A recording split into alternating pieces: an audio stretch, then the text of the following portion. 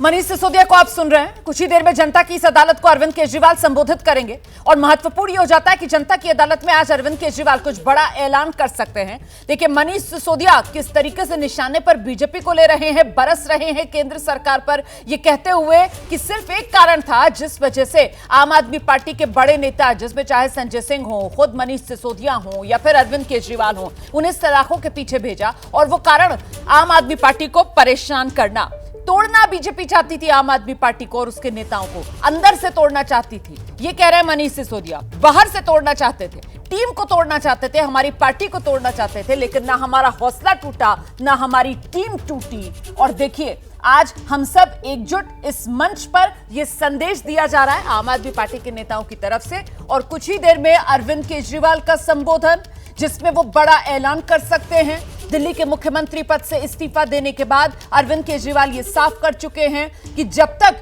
दिल्ली की जनता की अदालत से उन्हें सर्टिफिकेट नहीं मिल जाता ईमानदारी वाला वोट के जरिए, वो मुख्यमंत्री की कुर्सी पर नहीं बैठेंगे। और इसीलिए इस्तीफा देने के बाद अब आज ये जनता की अदालत है जो आम आदमी पार्टी की तरफ से सजाई गई है दिल्ली के जंतर मंतर पर। सीधे आपको लेकर चलेंगे, हमारे साथ हमारे सहयोगी दीपक रावत इस समय मौजूद है और जरा जानते हैं दीपक रावत से। दीपक, मनीष सिसोदिया का संबोधन हम सुन रहे हैं, इंतजार अरविंद केजरीवाल के संबोधन का है। मनीष सिसोदिया के निशाने पर सीधे सीधे बीजेपी और एक तरीके से जनता के सामने जो कुछ हुआ आम आदमी पार्टी के नेताओं के साथ, किस तरीके से उन्हें सलाखों के पीछे रखा गया, उसकी इनसाइड स्टोरी, वो पोल खोलने का काम बीजेपी का कर रहे हैं। ऐसे में महत्वपूर्ण ये हो जाता है कि अब से कुछ देर बाद जब अरविंद केजरीवाल इस मंच से संबोधन करेंगे तो अरविंद केजरीवाल जाहिर सी बात है इससे इतर कुछ बात करेंगे। वो बड़ा ऐलान अरविंद केजरीवाल की तरफ से क्या किया जा सकता है और रणनीति क्या नजर आ रही है यहां पर आम आदमी पार्टी के नेताओं की?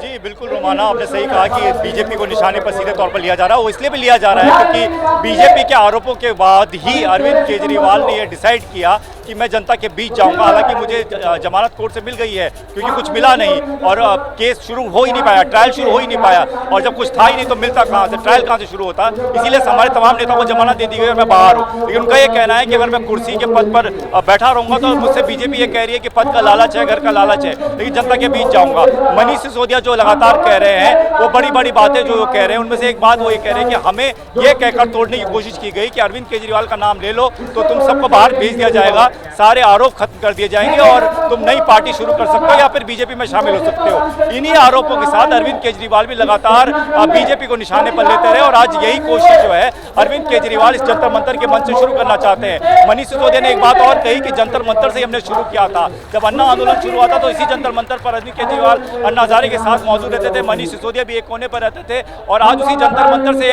अरविंद केजरीवाल की कोशिश होगी अपनी पुरानी राजनीति को धार देते हुए दोबारा जब दिल्ली के चुनाव में उतरने जा रहे हैं। और जब वो दोबारा जब चुनाव में उतरेंगे तो उनके ऊपर इतने बड़े बड़े जो आरोप लगे हैं जिसकी वजह से उनके तमाम नेताओं को जेल में जाना पड़ा, उन आरोपों को कैसे दरकिनार करते हुए वो दोबारा सत्ता की कुर्सी तक पहुंच पाते हैं ये देखना होगा। जहां तक ऐलान की बात है तो ये माना जा रहा है कि अरविंद केजरीवाल यहां से अपनी आगे की प्लानिंग के बारे में अपने कार्यकर्ताओं को, अपने वॉलंटियर्स को बताएंगे कि अगले दिनों उनके क्या प्लान रहने वाले हैं। यहाँ से निकलकर वो जनता की अदालत अलग अलग विधानसभा में किस तरीके से लगाएंगे, कैसे जनता के बीच वॉलंटियर्स को भी जाना होगा, किस मंत्र के साथ जाना होगा। अरविंद केजरीवाल अगले 4 महीने जिस तरीके से सोर्सेज जानकारी दे रहे हैं, उनकी कोशिश रहेगी कि वो हर दिन किसी विधानसभा में रहेंगे, उस विधानसभा में हर एक घर तक जाने की कोशिश होगी। तमाम वॉलंटियर्स को भी यही निर्देश दिए गए हैं और ये लोगों को समझाने की कोशिश की जाएगी कि जो आरोप लगाए गए हैं, चाहे वो कथित शराब नीति को लेकर हो या फिर बड़ा बंगला तैयार करने को लेकर हो, उन सारे आरोपों को लोगों को समझाना है कि ये कोई आरोप थे ही नहीं, ऐसा कुछ था ही नहीं, कुछ निकला ही नहीं। यही वजह है कि तमाम नेता आज बाहर हैं और जंतर मंतर के मंच पर बैठे हुए हैं। वही कोशिश इस वक्त मनीष सिसोदिया भी कर रहे हैं, वही कोशिश अरविंद केजरीवाल की भी होगी रोमाना।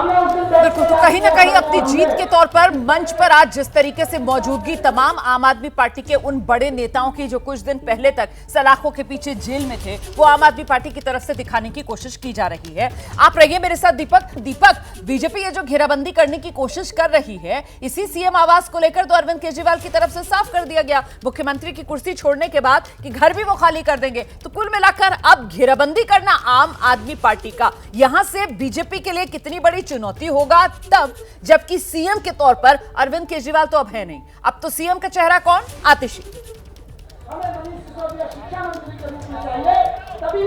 आप रोमाना जिस तरीके से अरविंद केजरीवाल अब तक की पॉलिटिक्स उनकी रही है, उसमें वो हर तरीके के इस तरह के कदम उठाने की कोशिश करते हैं ताकि लोग उससे चौंक जाएं। अब आप समझिए कि जब बीजेपी उनसे इस्तीफा मांग रही थी कि वो इस्तीफा क्यों नहीं दे देते, ना कोई कैबिनेट हो पा रही है, ना कोई फैसले ले पा रही है सरकार, न जो स्कीम जो सरकार ने लॉन्च की थी वो जमीन पर तैयार हो पा रहा है, एलजी के साथ झगड़े बढ़ रहे हैं। उस दौरान अरविंद केजरीवाल ने इस्तीफा नहीं दिया, कोर्ट भी लोग गए थे तब भी उन्होंने इस्तीफा नहीं दिया। सीधे तौर पर जब वो बाहर आए, जब वो काम कर सकते थे, भले वो फाइल जो है वही साइन कर सकते जो राज्यपाल के पास जाती, और ऐसा काम वो पहले भी करते रहे क्योंकि कोई पोर्टफोलियो तो उनके पास था नहीं, पहले भी वो फाइल वो साइन करते थे, वो राज्यपाल के पास जाती थी। वो चाहते तो अपनी तरीके से सरकार को चला सकते थे, लेकिन अरविंद केजरीवाल ने ये रास्ता इसलिए चुना क्योंकि जो नैरेटिव बीजेपी सेट कर रही थी उनके खिलाफ इस बार चुनाव को लेकर, वो उसे ही बदल देना चाहते थे। पहला उन्होंने कोशिश की कि जनता के बीच ये मैसेज आए कि अरविंद केजरीवाल किसी पद का लालच नहीं रखते हैं, इसलिए कुर्सी वो खुद से त्यागना चाहते हैं, किसी के प्रेशर में आके नहीं त्याग रहे। जब वो बाहर आ गया हूँ, काम कर सकता हूँ, तो मैं कुर्सी खुद से छोड़ रहा हूँ, और मैं ऐसा नहीं हूँ जो बीजेपी आरोप लगाती कि अपने किसी और को मौका नहीं देता। मैंने अतिशी को मुख्यमंत्री बना दिया, अब अतिशी सरकार चलाएगी। दूसरा, अरविंद केजरीवाल पर बड़ा आरोप बीजेपी ये लगाती रही कि उन्होंने अपने लिए एक बड़ा महल बना लिया है, बड़ा घर बना लिया है, करोड़ों रुपए फिजूल खर्ची की है जो कि जनता के कामों में लगाया जाना चाहिए था। उस घर को जैसे ही उन्होंने इस्तीफा दिया, उसके अगले दिन ऐलान कर दिया कि मैं ये अपना घर भी छोड़ दूंगा, लोगों के बीच जाकर रहूंगा, अपनी विधानसभा में रहूंगा। तो वो भी नैरेटिव बदलने की कोशिश अरविंद केजरीवाल ने अपने उस ऐलान के बाद की है। तो आम आदमी पार्टी, अरविंद केजरीवाल अब यही मैसेज देना चाहते हैं कि बीजेपी ने जो इतने दिनों तक एक ताना बाना बुना था अरविंद केजरीवाल को, आम आदमी पार्टी को घेरने की, वो ताना बाना किस तरीके से खत्म किया जा सके, उसी की कोशिश में अब अरविंद केजरीवाल नजर आ रहे हैं। और ये वजह है कि उन्होंने पहले कुर्सी छोड़ी, अब घर छोड़ रहे हैं, जनता के बीच जाने की बात कह रहे हैं। इस तरीके से जो उनका पुराना स्टाइल है राजनीति का, कि किस तरीके से जंतर मंतर से लेकर घर घर जाकर लोगों के बीच रहकर अपने लिए एक जगह बनाई जा सके, उसी तरीके की स्टाइल की राजनीति करते हुए वो फिर एक बार दिल्ली की सत्ता हासिल करना चाहते हैं। गौर कीजिए कि अरविंद केजरीवाल ने यह नहीं कहा कि जब मैं दोबारा जब सरकार चुनाव हो जाएंगे, हम अगर ज्यादा सीटें हासिल करते हैं तो फिर मुख्यमंत्री कौन होगा ये देखा जाएगा। उन्होंने सीधा कहा है कि अगर जनता हमें जिताकर भेजती है तो फिर मैं दोबारा मुख्यमंत्री कुर्सी पर बैठूंगा। ये नहीं कहा कि जब मामले खत्म हो जाएंगे, केस खत्म हो जाएगा, तब मुख्यमंत्री बनूंगा। उन्होंने ये कहा कि जनता का मैंडेट मिल गया, यहाँ पर आम आदमी पार्टी की नजर आती है ना कि किस तरीके से अरविंद केजरीवाल की तरफ से दीपक रावत आने वाले दिल्ली विधानसभा चुनाव अगले साल 2025 में जो होना है उसको पूरी तरीके से अपने ऊपर केंद्रित कर लिया गया है। मतलब मुद्दा भी अरविंद केजरीवाल ही होंगे, चेहरा भी अरविंद केजरीवाल ही होंगे, और ये एक बड़ी रणनीति के तौर पर यहां पर नजर आ रहा है।